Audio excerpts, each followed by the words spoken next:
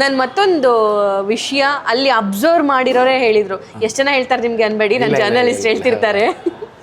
Actually ನೀವು ಹೇಳಿದ್ರಿ competition ಅನ್ನೋದು ತುಂಬ ಇದೆ ಅಂತ ಅಂದ್ಬಿಟ್ಟು, ಬೇರೆ ನಿಮ್ಮ ಕಾಂಪಿಟೇಟರ್ಸ್ ಎಲ್ಲ ನೀವೇನೇನು ಮಾಡ್ತೀರಿ ಅಂತ ಬಂದು ಕುತ್ಕೊಂಡು ನೋಡಿ ಹೋಗಿ ಅವ್ರು ಡ್ರಾಮಾ ಮಾಡಿರೋ ಉದಾಹರಣೆ ಇದೆಯಂತೆ. ಯಾಕಂದ್ರೆ you will do something different, ಏನೋ ಹೊಸದು ತರ್ತಾರೆ, ಕಾರ್ ಅಂದರೆ ಕಾರು, ಟ್ರ್ಯಾಕ್ಟರ್ ಅಂದರೆ ಟ್ರ್ಯಾಕ್ಟರು, ಇದೆಲ್ಲಾನು. ಹೌದು. ಏನು ಸ್ಟೋರಿ ಇದು?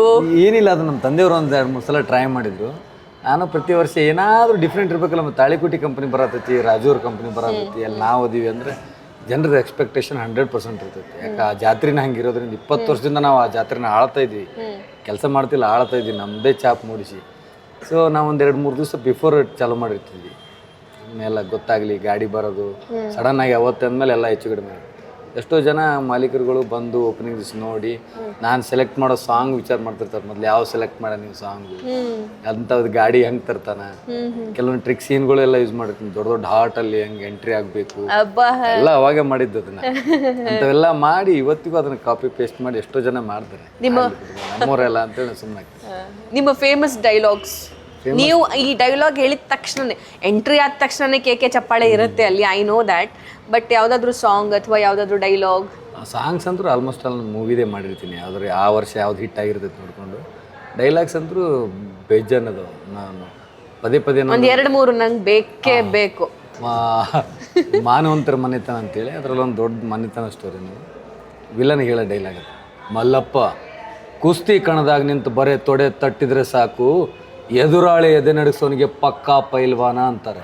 ಕುಡಿ ಮೀಸಿ ಹುರಿ ಮಾಡಿ ಎಂಥ ಪ್ರಸಂಗ ಬಂದರೂ ವೈರಿಯ ಪಡಿ ಅಡಿಗಲ್ಲನ್ನೇ ಅಲ್ಲಾಡಿಸ್ಬಿಡ್ತೀನಿ ಅನ್ನೋನಿಗೆ ನಿಜವಾದ ಧೈರ್ಯವಂತ ಧೀರ ಅಂತಾರೆ.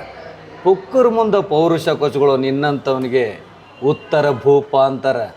ನನಗೆ ನಿನ್ನಂಗೆ ಮಾತಾಡೋ ಚಟ ಇಲ್ಲ ಮಲ್ಲಪ್ಪ, ಮಾತಾಡಿದ್ದನ್ನು ಮಾಡಿ ತೋರಿಸೋ ಹಠ ಐತಿ. ನಾನು ಯಾರ ಮೇಲೂ ಕೈ ಎತ್ತೋದಿಲ್ಲ, ಕೈ ಎತ್ತಿದೆ ಅವರನ್ನು ಕೈಲಾಸಕ್ಕೆ ಕಳಿಸೋರ್ಗೂ ಬಿಡೋಂಗಿಲ್ಲ. ಪ್ಲೀಸ್ ನಾನು ಕೈ ಎತ್ತೋಂಗೆ ಮಾಡಬೇಡ.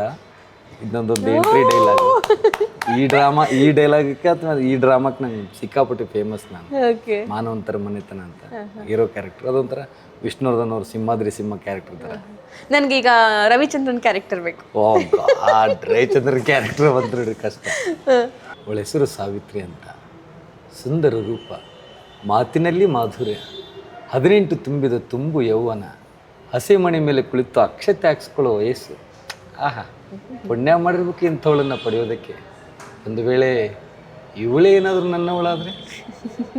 ಇದು ರೊಮ್ಯಾಂಟಿಕ್ ಡೈಲಾಗ್.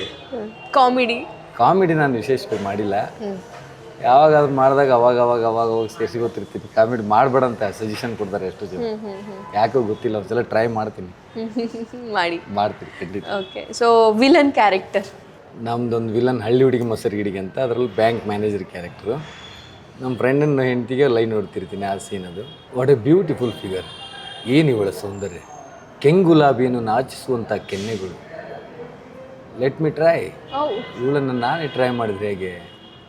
ಆಸ್ಮಾನ್ ಕೋ ನೇಂದಾಯಿತು ಸುಲಾವುಂಗ ಕೈಸೆ, ಜಮೀನ್ ಕೋ ಮೌತ್ ಆಯಿತು ದಫನಾವುಂಗ ಕೈಸೆ, ದರಿಯಾ ಲೌಟ್ ಆಯಿತು ದಬಾವುಂಗ ಕೈಸೆ, ಜಬ್ ತುಮಾರಿ ಯಾದ್ ಆಯಿತು ಸೋಜಾವುಂಗ ಕೈಸೆ. ಈ ಥರ ವಿಲನ್ಗೆಲ್ಲ ಶಾಯರಿ ಗೀರಿ ಮಾಡ್ಕೊಂಡು ಮಾಡ್ತಿದ್ವಿ. ಇನ್ನೊಂದು ಅವಳಿಗೆ ಲೇಡಿ ವಿಲನ್ಗೆ ನಾನು ಹೇಳೋದು ಅಂದರೆ, ಅವಳಿಗೆ ನಾನು ಬುದ್ಧಿ ಮಾತು ಹೇಳಿ ಲಾಸ್ಟಿಗೆ ಮೆಸೇಜ್ ಕೊಡೋ ಥರ ಇರುವಂಥದ್ದು. ಕೊನೆಯದಾಗ ನಿನಗೊಂದು ಮಾತು ಹೇಳ್ತೀನಿ, ಚೆನ್ನಾಗಿ ಜ್ಞಾಪಕದಲ್ಲಿ ಇಟ್ಕೊ. ಅಕ್ಕ ಮಹಾದೇವಿಯವರು ಅರಬೆತ್ತಲಾಗಿ ಹೊರಟರು, ಜನ ಅವರ ಪಾದ ನೋಡುತ್ತಿದ್ರೆ ವಿನಃ ಎದೆಯನ್ನಲ್ಲ. ಅದರಂತೆ ನೀನು 18 ಮೊಳದ ಸೀರೆನಷ್ಟೇ ಅಲ್ಲ, ಆ ಶ್ರೀಕೃಷ್ಣನೇ ಕೊಟ್ಟ ಅಕ್ಷಯಾಂಬರವನ್ನು ಧರಿಸಿದ್ರು ನೀನು ಮಾಯೆ ಹೊರತು ಮಹಾದೇವಿ ಅಲ್ಲ. ನಾನು ಅಧಮನೆ ಹೊರತು ಅಲ್ಲಮ್ಮ ಪ್ರಭು ಅಲ್ವೇ ಅಲ್ಲ. Very nice. ಥರ ಡೈಲಾಗ್ಸ್ಗಳು ಸಿಕ್ಕಾಪಟ್ಟೆ ಬರೀತಿದ್ರು ಡ್ರಾಮಾಕ್ಕೆ. ನಮ್ಮ ರಂಗಭೂಮಿಗಿರುವಂಥ ಶಕ್ತಿನೇ ಅದು.